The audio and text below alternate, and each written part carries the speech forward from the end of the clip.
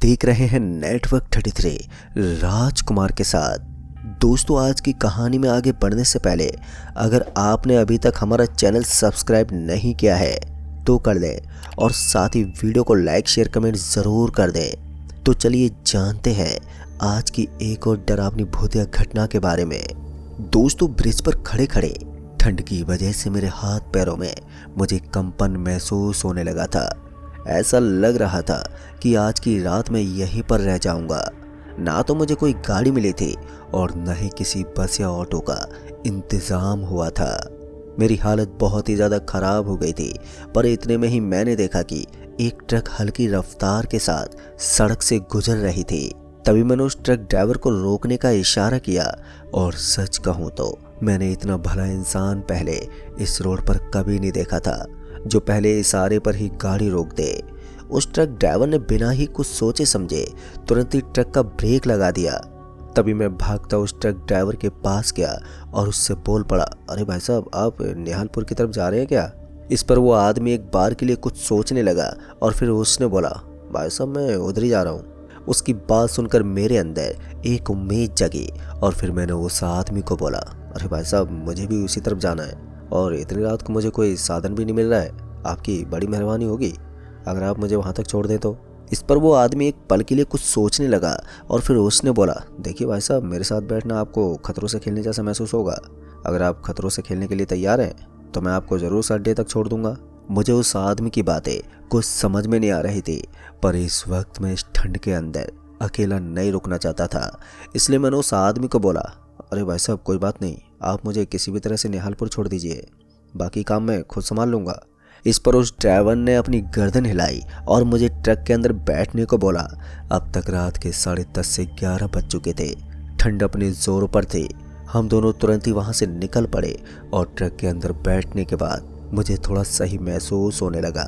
Truck के अंदर हल्की हल्की गर्माहट भी थी, जिसकी वजह से मेरे हाथ पर वापस से गर्म महसूस होने लगे। फिर उसके बाद मैंने उस ट्रक ड्राइवर को बोला, वैसे एक बात समझ में नहीं आई भाई साहब, यहाँ पर इतनी रात को कोई भी साधन क्यों नहीं गुजरता?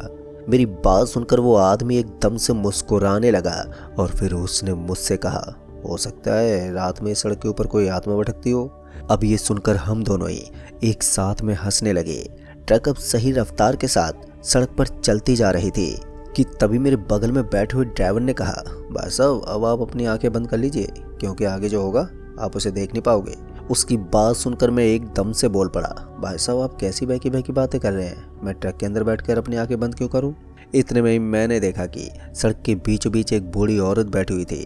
ट्रक की रफ्तार इस समय हल्की हल्की थी, इसलिए मैं इस चीज़ को साफ साफ देख सकता था कि वो किसी इंसान की छाती में चाकू घोंप रही थी और उसके सीने को फाड़ रही थी। दोस्तों, ये नज़ारा इतना खौफनाक और डरावना था कि मेरी आंखें खुद पर खुद ही बंद हो गई। फिर उस ड्राइवर ने बोला, अब आप अपनी आंख मत खोलना, वरना उस आदमी की वजह सड़क के ऊपर आप ही खड़े होंगे। उस ट्रक ड्राइवर की बात सुनकर मैंने अपनी आंखों के सामने अपने हाथ रख लिए ताकि किसी भी कीमत पर मैं अपनी आंखों से वहां का नज़ारा न देख सकूं। ट्रक ड्राइवर थोड़ी देर के बाद एकदम से बोल पड़ा, अब आप अपनी आंखें खोल सकते हैं। इस पर मैंने जैसे ही सामने की तरफ देखा तो सड़क एकदम सपाट पड़ी थी। पेड़ों के सूखे पत्ते सड़क के ऊपर गिरे हुए नजर आ रहे थे और तभी कुछ खून की बूंदें अचानक से सामने वाले कांच पर गिरने लगी। लेकिन उस ट्रक ड्राइवर को देखकर ऐसा लग रहा था जैसे कि उसे इन चीज़ों की आदत है और वो हमेशा से इनसे निपटता आया है। इसलिए तो उसने तुरंत ही कांच को साफ कर दिया। पर मुझे समझ में नहीं आ रहा था कि इस ट्रक ड्राइवर की इन हरकतों पर किस तरह से रिएक्ट किया जाए। फिर मैंने उस ड्राइवर को बोला, भाई साहब, मुझे समझ में नहीं आ रहा है कि यहाँ पर चल क्या रहा है। वो ट्रक ड्राइवर मेरी बात सुनकर एकदम से बोल पड़ा, भाई साहब, मैंने आपको पहले ही बताया था कि अगर आप मेरे साथ सफ़र करने वाले हैं तो आपको बहुत सी मुसीबत से पेश आना होगा, लेकिन मैं आपको सही सलामत आपके गांव तक छोड़ दूंगा। अभी तो केवल शुरुआत ही हुई है, पूरा सफ़र तो अभी बाकी है।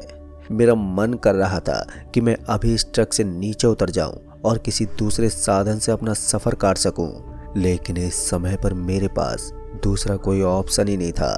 ऐसे में ठंड से बचने के लिए और जल्दी सफ़र तय करने के लिए मैंने उस ट्रक ड्राइवर को कुछ भी नहीं बोला और बड़े ही आराम के साथ, बड़ी नम्रता के साथ उससे बातें करता रहा। बीच बीच में मैं उस ट्रक ड्राइवर से इधर उधर की बातें पूछता, लेकिन उसकी तरफ से हर बार मुझे उल्टा ही जवाब मिलता। बड़ी गहराई से जवाब देने के बाद फिर से उस ट्रक ड्राइवर ने बोला, भाई साहब अब आपका दूसरा पड़ाव में वेलकम होगा। उसकी बात सुनते मैं सड़क के आजू बाजू में देखने लगा, क्योंकि मैं जानता था कि यहाँ पर कुछ अजीब होने वाला है। मुझे डर था कि मुझे पिछली बार की तरह कोई बड़ी ही डरावना दृश्य नजर ना आए। ऐसे हालातों में मैं थोड़ा घबरा तो रहा था, लेकिन थोड़ी हिम्मत भी जुटानी पड़ रही थी। तभी उस ड्राइवर ने बोला, एक बार आप अपने साइड वाले विंडो पर देख सकते हैं। जैसे मैंने विंडो की तरफ झांक तो देखा तो मेरी आंखें फटी की फटी रह गईं। दरअसल मैंने देखा कि थोड़ी देर पहले जो बुढ़िया मुझे उस सड़क के ऊपर बैठी हुई नजर आ रही थी, वो अब हमारी ट्रक से लटकी हुई थी। और वो एक नहीं बल्कि उसकी तरह दिखने वाली कम से कम 10 से 15 बुढ़िया उस ट्रक से लटकी हुई थी। उन सभी का चेहरा इतना डरावना था कि उसे देखकर कमजोर दिल वाले इंसान का वहीं पर दम टूट जाए। पर मुझे समझ में नहीं आ रहा था कि फिर एक बार मुझे क्या करना चाहिए। तभी उस ड्राइवर ने बोला, चिंता मत करो आप, ये लोग तुम्हें जब तक नुकसान नहीं पहुंचा सकते जब तक कि मैं ट्रक को ना रोक दूं। और हाँ, मैं जैसे ही ट्रक को रोक दूंगा तो ये तुम्हें पकड़ कर ले जाएंगे और सड़क के ऊपर ले जाकर तुम्हारी छाती के अंदर छेद कर देंगे। अब ये सुनते मेरा पूरा जिस्म ही कांप गया, लेकिन मुझे अंदर से इस चीज़ का सुकून भी था कि वो ट्रक ड्राइवर सब चीज़ों को जानता था और इसका एक्सपीरियंस मुझे इन खतरों से बहुत आसानी से बचा सकता था। फिर उस ट्रक ड्राइवर ने मुझे बताया कि इस रास्ते पर अभी हमने सिर्फ 2 ही पड़ाव पार किए हैं, ना जाने इस तरह के कितने पड़ाव अभी हमारे सामने आएंगे। अगर हमने किसी के अंदर भी घबराहट महसूस करना शुरू कर दिया तो फिर हम दोनों मौत के घाट उतर सकते हैं। हालांकि अभी भी उस ट्रक ड्राइवर के चेहरे पर कोई सिकन नजर नहीं आ रही थी, पर पता नहीं क्यों उस ड्राइवर को देखकर मुझे अजीब सा लग रहा था। एक नॉर्मल इंसान के अंदर मेरे हिसाब से इतना कॉन्फिडेंस नहीं हो सकता। ऐसे में मैंने उस ड्राइवर से एक बार के लिए पूछते हुए कहा, भाई साहब एक बात समझ में नहीं आ रही है कि आपके अंदर इतना ज़्यादा कॉन्फिडेंस कैसे हो सकता है। मेरी बात सुनकर उस ड्राइवर ने मुस्कुराते बोला, ऐसा कुछ नहीं भाई साहब, बस रात दिन इसी रास्ते पर सफ़र करता हूँ मैं, तो मेरी आदत हो गई है। लेकिन मेरे मन में अभी भी यही डाउट था कि कुछ तो गड़बड़ है, वरना एक आदमी के अंदर इतना कॉन्फिडेंस नहीं हो सकता कि वो एक भूत प्रेत के इलाके से गुजर रहा हो और फिर वो हमेशा से उस रास्ते से गुजरता रहे और उसे इन चीज़ों की हरकत के बारे में पहले से पता हो कि कब क्या होने वाला है। मगर फिर भी मैं थोड़ा शांति रहा और उस ट्रक ड्राइवर की ड्राइविंग स्किल को देखता रहा। थोड़ी ही देर के बाद उसने फिर से कहा, दूसरा पड़ाव भी लगभग ख़त्म हो गया है, लेकिन अब जो आगे होगा वो तुम्हारी सोच से भी परे होगा और दुनिया का कोई भी इंसान इस नज़ारे को देखकर बहुत ही बुरी तरह से डर सकता है। शायद तुम्हारे साथ भी वही होगा, इसलिए जितना हो सके उतनी हिम्मत रखना। फिर उसके बाद मैंने अपनी गर्दन हिलाई, पर पता नहीं क्यों लेकिन चलते चलते ही ट्रक के अंदर थोड़ी गड़बड़ होने लगी। ऐसा लग रहा था कि ट्रक उछल उछल कर गिर रही है। फिर मैंने उस ट्रक ड्राइवर को बोला, अरे भाई साहब ये क्या हो रहा है। इस पर उसने बताया कि अब आप उस फेज से गुजर रहे हैं जहां मौत कभी भी आपको अपनी गिरफ्त में ले सकती है। उस आदमी की बात सुनकर मैं थोड़ा घबराने लगा, लेकिन फिर मैंने उस आदमी को बोला, लेकिन इससे बचने का कोई तो तरीका होगा। इस पर उसने बोला, कुछ नहीं, बस ट्रक चलता रहे, जब तक ट्रक चलता रहेगा तब तक आप जिंदा हो। ट्रक के रुकने के साथ ही आपकी सांसें भी रुक जाएंगी। ट्रक ड्राइवर इस बार भी बिल्कुल नॉर्मली लग रहा था, मानो कुछ हुआ ही नहीं है। फिर मैंने उससे पूछा, लेकिन ट्रक इस तरह से उछल उछल कर क्यों गिर रही है। इस पर उसने कहा, ट्रक के सामने तो देखो। जैसे मैंने सड़क के ऊपर देखना शुरू किया तो उसके बाद तो मानो मेरी सांसें ऊपर नीचे होने लगी। डर के उस माहौल में मैं इतनी बुरी तरह से घिर गया था जैसे कि मैं अभी और यहीं पर डर के मारे दम तोड़ दूंगा। दरअसल मैंने देखा कि सड़क के ऊपर उस बूढ़ी औरत की तरह दिखने वाली असंख्य महिलाओं की डेड बॉडी नीचे गिरी पड़ी थी और ट्रक उसको कुचलते हुए आगे की तरफ बढ़ रही थी। कभी ट्रक उस महिला के पेट के ऊपर से गुजरती तो कभी उसकी गर्दन को कुचलकर आगे बढ़ जाती। कांच में भी मैं इस भयानक दृश्य को देख सकता था। ट्रक के दोनों टायर खून से अब लाल हो चुके थे। उस बुढ़िया के जिस्म को देखकर ऐसा लग रहा था कि उसके जिस्म में इतना खून है कि एक नॉर्मल इंसान की बॉडी में इतना खून होना शायद नामुमकिन हो। पूरी सड़क खून से तर हो चुकी थी। सड़क के किसी कोने पर किसी औरत का कटा हुआ सर दिख रहा था तो किसी कोने पर उसके हाथ पर गिरे पड़े थे। मैं सच बताऊं तो मैंने अपनी जिंदगी में इस तरह का भयावह दृश्य शायद पहली और आखिरी बार देखा था। डर के मारे मेरी आंखें अपने आप ही बंद हो गई। इस पर उस ड्राइवर ने बोला, भाई साहब ये मौत का दरिया है और यहाँ पर कभी भी कुछ भी हो सकता है। ऐसे में सही होगा कि आप अपनी आंखों से सब कुछ देखते रहो, और यहाँ बंद आंखों के साथ लोग कभी भी अपनी जान गंवा देते हैं। उसकी बात सुनकर मैंने फिर से अपनी आंखें खोल ली और बड़ी हिम्मत के साथ इधर उधर देखता रहा, पर मुझे डर था कि कहीं ये ट्रक ड्राइवर ट्रक को रोक ना दे, वरना यहीं पर कहानी खत्म हो जाएगी। ऐसे में मैं इस चीज के लिए भी तत्पर था कि मुझे किसी भी वक्त पर खुद को ट्रक चलानी पड़ सकती थी। ऐसे में ट्रक चलाने को भी बिल्कुल मैं तैयार था। भागती हुई ट्रक के अंदर मैं अपने आसपास मौत के खेल को देखता जा रहा था। तभी मैंने उस ट्रक ड्राइवर को बोला, भाई साहब ये पड़ाव कितनी देर में पार हो जाएगा? इस पर उस आदमी ने बोला, बस कुछ ही देर की और बात है, उसके बाद आप सही सलामत आपके गांव तक चले जाएंगे। उसकी बात सुनकर मुझे थोड़ी और हिम्मत मिल रही थी।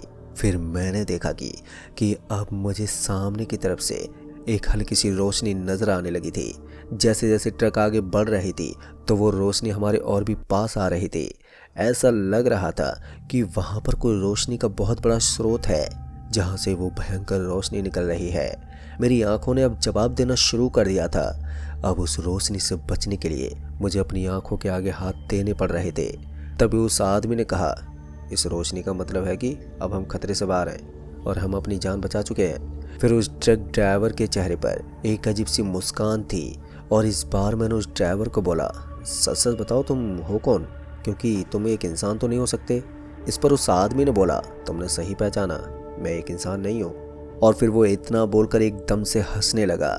पता नहीं क्यों, लेकिन अब ट्रक के अंदर बैठे बैठे भी मुझे डर लगने लगा था। हालांकि मैं अपने गांव के बेहद ही करीब था, लेकिन फिर भी डर की वजह से मेरे हाथ पांव फूल गए थे। मैं उस आदमी से बस यही जानना चाहता था कि आखिर वो है कौन और इस तरह से इन चीज़ों का मुकाबला वो कैसे कर लेता है। लेकिन हर बार वो आदमी मेरी बात को काट देता। थोड़ी देर के बाद मैं अपने गांव के बेहद ही करीब पहुंच गया और जैसे मुझे अपने गांव का रास्ता दिखा तो फिर मेरी सांसें फिर से नॉर्मल होने लगी। ऐसा लग रहा था कि मैं आज मौत को छू कर आया हूँ। सच कहूँ तो इस रास्ते पर पहले मैंने इस तरह की घटनाएं कभी भी महसूस नहीं की थी। आज अगर ये सारी घटनाएं मेरे साथ हो रही थी तो उनकी एक ही वजह थी और वो थी इस ट्रक का इस तरह से चलना। फिर उस ट्रक ड्राइवर ने बोला, आपको कहाँ पर उतरना है? इस पर मैंने उसे बताया कि मुझे गांव के बस स्टैंड पर उतार दीजिए। फिर एक बार मैंने उस ट्रक ड्राइवर को बोला, भाई साहब मैं एक बार आपकी इन्फॉर्मेशन लेना चाहता हूँ। लेकिन उसने इस बार भी मना कर दिया। लेकिन मैंने अब हट पकड़ ली थी कि मुझे किसी भी कीमत पर यह जानना था कि आखिर वो आदमी है कौन। इस बार उस आदमी ने बोला, अगर तुम्हें जानना है मैं कौन हूँ तो देखो। इस बार उसने अपने हरे रंग की शर्ट को एकदम से खोल दिया और उसके बाद का दृश्य देखकर मानो मेरा गला ही सूख गया।